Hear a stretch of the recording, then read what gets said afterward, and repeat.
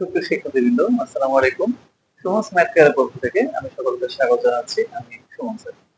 প্রিয় শিক্ষার্থীরা, আমরা গত ক্লাসে এসএসসি হায়ার ম্যাথের 11 অধ্যায় করছিলাম। 11 অধ্যায়ে আমাদের অলরেডি 3টি ক্লাস শেষ হয়েছে। আজ চতুর্থ পর্ব। চতুর্থ পর্বে আজ আমরা ঢাল সম্পর্কে ধারণা দেব এবং ঢালের বেসিক সম্পর্কে জানবো এবং শেষে কয়েকটি অঙ্ক করব। চলো শিক্ষার্থীরা, শুরু করা যাক। ঢাল। প্রথমে আমরা ঢালের সংজ্ঞা শিখবো আজকে। ঢাল হচ্ছে কোন সরলরেখা এক্স অক্ষের ধনাত্মক দিকের সাথে, অর্থাৎ আমরা যে গ্রাফ পেপারে এক্স অক্ষ ওয়াই অক্ষ আঁকি, সেই এক্স অক্ষের ধনাত্মক দিকের সাথে। আমরা জানি যে এক্স অক্ষের ডান দিকটা হচ্ছে ধনাত্মক দিক এবং বাম দিক ঋণাত্মক দিক। তো এক্স অক্ষের ধনাত্মক দিকের সাথে যে কোণ উৎপন্ন করে, বললাম এই যে এবি একটা সরলরেখা, এই এবি সরলরেখাটি এক্স অক্ষের ধনাত্মক দিক অর্থাৎ ডান দিকের সাথে এই থিটা কোণ উৎপন্ন করেছে। তাহলে এই থিটা উৎপন্ন করে, তো তার ট্যানজেন্ট, ট্যানজেন্ট মানে হচ্ছে আমরা ত্রিকোণমিতিতে যে ট্যান থিটা পড়েছিলাম সেটা। তাহলে যদি থিটা কোণ উৎপন্ন করে তার ট্যান, তাহলে ট্যান থিটা। তো ট্যান থিটাকে ঢাল বলে। অর্থাৎ কোন সরলরেখা যদি এক্স অক্ষের ধনাত্মক দিকের সাথে অর্থাৎ ডান দিকের সাথে যদি থিটা কোণ উৎপন্ন করে, ওই কোণের টেন কে অর্থাৎ টেন থিটাকে আমরা ঢাল বলবো। ঢালকে এম দিয়ে প্রকাশ করে। তাহলে এম সমান সমান টেন থিটা। এই হচ্ছে ঢাল নির্ণয়ের সূত্র। কোণের সাহায্যে, যদি কোণ দেওয়া থাকে আমরা সহজেই ঢাল এভাবে নির্ণয় করতে পারি, এম সমান সমান টেন থিটা। এবার তোমার বিপরীত ভাবে এটাও চাইতে পারে যে তোমাকে ঢাল দেওয়া থাকলো, ঢালের মান দিল, বললো যে এই সরলরেখাটি এক্স অক্ষের সাথে কত ডিগ্রি কোণ উৎপন্ন করে। তো সেই ক্ষেত্রে আমরা তখন থিটা নির্ণয় করবো এইভাবে, থিটা সমান সমান টেন ইনভার্স। এই যে টেন থিটা, টেন এ পাশে চলে আসবে, তখন হবে টেন ইনভার্স, মানে ten to the power minus one যেটাকে আমরা বলি। তো টেন ইনভার্স আর এম এর মানটি টেন ইনভার্স এর পাশে থাকবে এভাবে। অর্থাৎ আরেকভাবে তুমি বলতে পারো যে এই এম এর যে মানটা দেওয়া থাকবে, ঢালের মান, এটা টেন কত ডিগ্রির মান, ওইটাই হচ্ছে থিটা। তো টেন ইনভার্স এটা আমাদের সাইন্টিফিক ক্যালকুলেটরেও এই বাটনটি আছে, তুমি শিফট দিয়ে টেন বাটনটি ক্লিক করলে টেন ইনভার্স চলে আসবে, তারপরে ঢালের মানটি পাশে লিখবে, ইকুয়াল দিলেই থিটার মান চলে আসবে ডিগ্রি এককে। এই হচ্ছে ঢাল, এবং ঢাল থেকে আবার কোণের মান নির্ণয়। তো আমি তোমাদেরকে একটু উদাহরণ দিয়ে দেখাচ্ছি। কোন সরলরেখা এক্স অক্ষের ধনাত্মক দিকের সাথে 30 ডিগ্রি কোণ উৎপন্ন করলে ঢাল এম সমান সমান টেন 30 ডিগ্রি। অর্থাৎ এখানে থিটা হচ্ছে 30 ডিগ্রি, কোণ দেওয়া আছে যে এক্স অক্ষের ধনাত্মক দিকের সাথে 30 ডিগ্রি কোণ উৎপন্ন করেছে, তাহলে ঢালের মান হবে টেন 30 ডিগ্রি। আর আমরা জানি টেন 30 ডিগ্রির মান হচ্ছে 1/√3। এবার আমরা চলে আসছি ঢালের সাহায্যে কোণ নির্ণয়। এটা একটা এক্সাম্পল দেখো তোমরা। কোন সরলরেখার ঢাল 1 হলে, এবার আমাদের এম এর মান দেওয়া আছে 1 ঢাল। তো যদি 1 হয়, এটি এক্স অক্ষের ধনাত্মক দিকের সাথে কত কোণ উৎপন্ন করবে সেটা বের করতে হবে। তাহলে সাথে কোণ উৎপন্ন করে থিটা সমান সমান, এই যে আমরা এই সূত্রটি ইউজ করছি, tan inverse m. Tan inverse, এখানে এম এর মান 1। তো টেন ইনভার্স 1 মানে টেন কত ডিগ্রি মান 1, আমরা জানি টেন 45 ডিগ্রির মান 1, তাহলে থিটা মান হয়ে যাবে 45 ডিগ্রি। এভাবে আমরা কোণের সাহায্যে ঢাল এবং ঢালের সাহায্যে কোণ খুব সুন্দরভাবে সহজে নির্ণয় করতে পারি। তো আরো দুটি কথা দেখো। এই যে আমরা যে ঢালের মান বের করবো, ঢালের মান ধনাত্মক আসতে পারে, ঋণাত্মক আসতে পারে। এখন ঢালের মান যদি ধনাত্মক আসে, তাহলে বুঝতে হবে যে এই সরলরেখাটি এক্স অক্ষের সাথে যে কোণটি উৎপন্ন করেছে এটি একটি সূক্ষ্ম কোণ। যেমন আমি এখানে যে সরলরেখাটি এঁকেছি, এখানে যে কোণটি উৎপন্ন করেছে এটা কিন্তু একটা সূক্ষ্ম কোণ।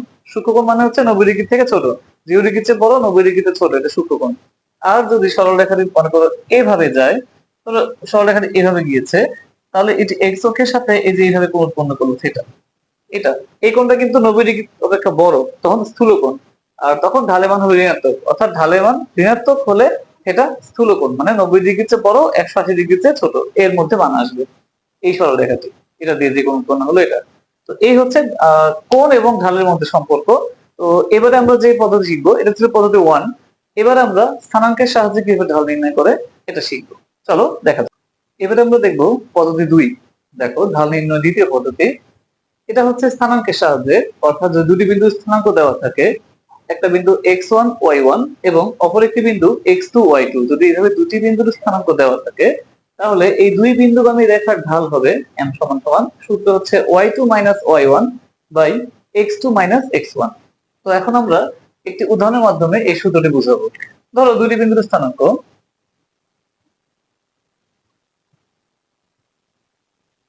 2 3 এবং অপর একটি বিন্দু -4 5। তো এই দুই বিন্দুগামী রেখার ঢাল যদি আমরা নির্ণয় করতে চাই, তাহলে আমরা লিখবো যে এত এবং এত বিন্দুগামী রেখার ঢাল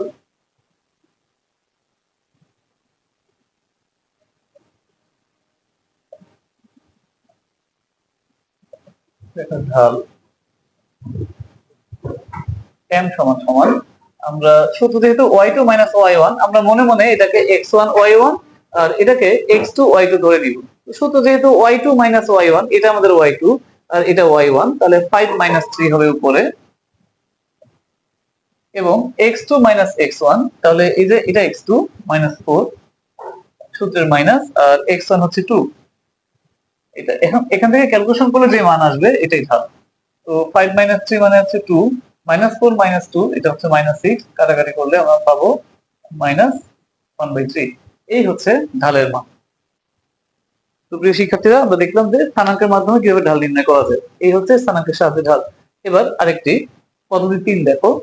কোন সরল রেখাকে যদি আমরা y = mx + c আকারে প্রকাশ করি, অর্থাৎ সরল রেখার সমীকরণকে যদি আমরা এই আকারে প্রকাশ করতে পারি, তাহলে এই যে x এর সাথে যে সহগটা থাকবে, এবং সরলরেখাটা অবশ্যই y এই আকারে প্রকাশ করতে হবে। প্রকাশ করলে x এর যে সহগ আসবে, অর্থাৎ x এর সাথে আমরা এখানে m রেখেছি, এই m এর মানটি হচ্ছে ঢাল। তাহলে y = mx + c, এই m হচ্ছে ঢাল। এই আকারে প্রকাশ করলে m হলো ঢাল। দেখো আমি একটু উদাহরণ দিয়ে তোমাদেরকে বোঝাই।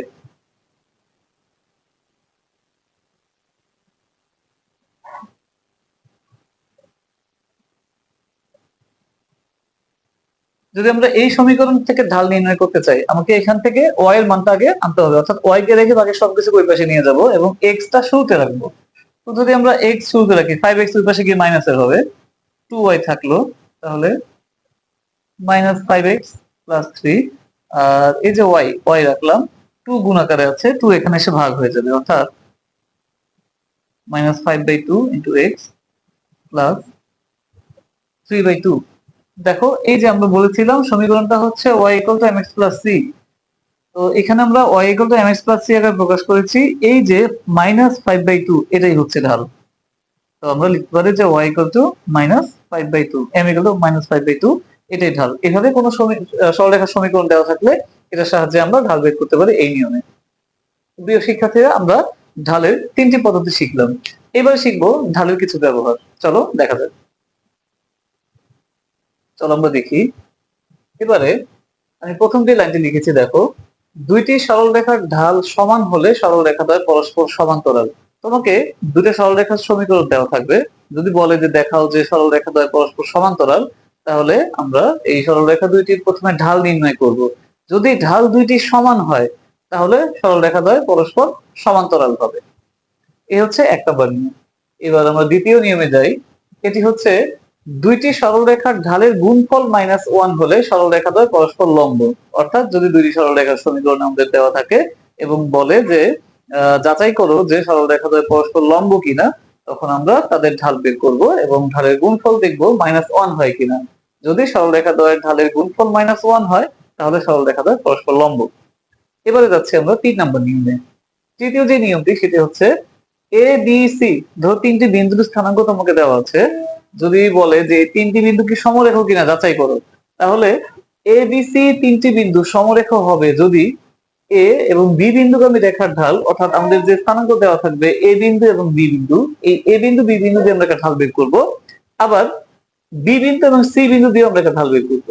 যদি এ বি এর ঢাল আর বিসি এর ঢাল সমান হয়ে যায়, তাহলে আমরা বলতে পারবো যে এ বি সি এই তিনটা বিন্দু একই রেখার উপর অবস্থিত, অর্থাৎ সমরেখ।